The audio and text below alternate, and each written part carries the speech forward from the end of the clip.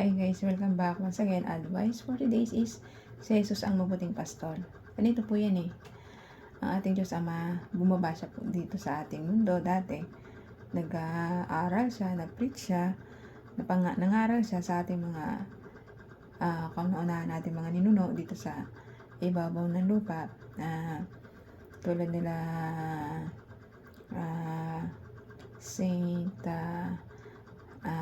sino ba yung Saint Pedro ba yun? Saint San Jose? Yun.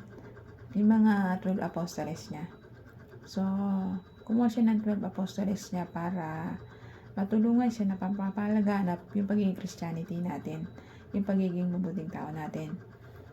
So, bago siya umalis, siyempre nangaral muna siya sa mga pastol niya para ang mga aral niya ay ipakalat sa buong mundo. So, naging mabuting pastor ang ating Diyos, anak na si Jesus Christ. Nagpahayag siya ng mga mabubuting gawa. Pinahayag niya yung tama at mali, yung mga dapat natin gawin, yung dapat natin sundin dito sa ibabaw ng mundo. Kailangan lang po natin sundin yung mga pinapangaral ng ating Diyos, anak na si Jesus Christ, na ipinakalat ng kanyang 12 apostoles.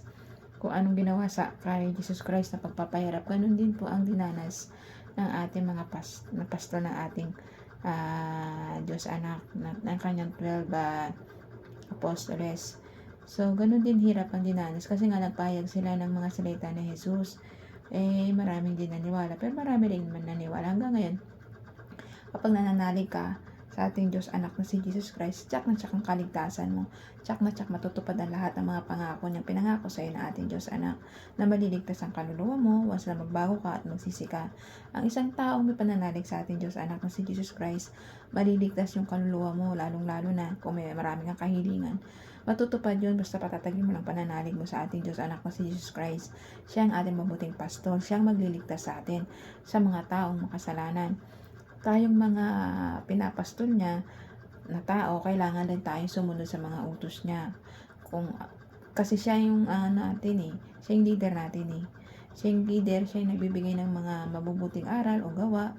Siya yung nagpipreach para malaman natin mga taong na walang kaalaman about sa kanya, sa pagpapahayag niya. Kailangan din po natin lumapit sa ating Diyos, magbago po tayo, magsisi, bumalik loob. Huwag tigilan na po natin yung mga bisyo natin. Iwasan na po natin yung pagsusugal, pag-aalak, pagsigarilyo, pambababae, pananakit ng kapwa, pambubuli, lahat na lang. Pagpapakatuto ng kasinungalingan, pagsamba sa mga Diyos-Diyosan, pagpatay, panrirape, at madami pang iba. Yung mga masamang gawa nyo, pagsisihan na po natin, magbago na po tayo habang may oras pa tayo. Kasi andyan lang po ating Diyos anak na si Jesus Christ para baguhin tayo. Basta magsisika at magbago at magbalik loob sa ating Diyos anak na si Jesus Christ, papatawarin ka niya, yayakapin ka niya ng buong puso't kaluluwa. Basta magsisika lang din ng buong puso't kaluluwa mo at pagsisihan, huwag na balikan yung mga mali nating gawa.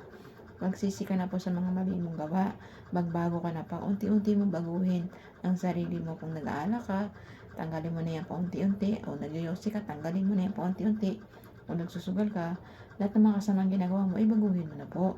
Huwag na natin balikan. Tapos kasi binalikan natin yan, mas doble pa yung iparusang ibibigay sa iyo na ating Diyos, anak na si Jesus Christ. Pero pag nagbabago ka, nagsisisi ka, tsak na tsak ang kaligtasan ng ayong kaluluwa natin.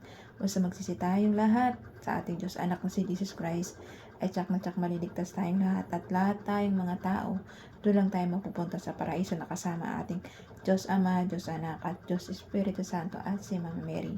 Kaya hanggang dito na lang po aking advice. Ingat po tayong lahat, and God bless.